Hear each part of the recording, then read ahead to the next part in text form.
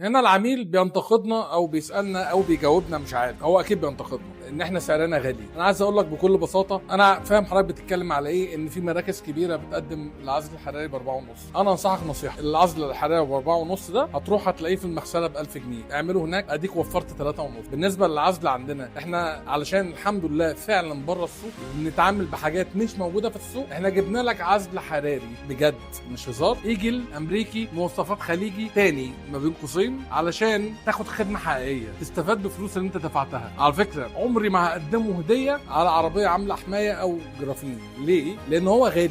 معظم الهدايا اللي بتقدم لك دي هي اصلا كلمه هديه هي المقلب، لان انت لما هتاخدها وتطلع تعبانه هتيجي تسترجع فلوسك او تقول الحاجه تعبانه، هيتقال لك ما هي هديه مش عايزها شيلها. لكن احنا مش هقدم لك هديه، انا هقدم لك خدمه حقيقيه. وتحدي لو في مصر كلها طولها بعرضها لقيت فيلم زي ده، مش هقول لك هيبهرك لان الابهار ده طبيعي عندنا الحمد لله.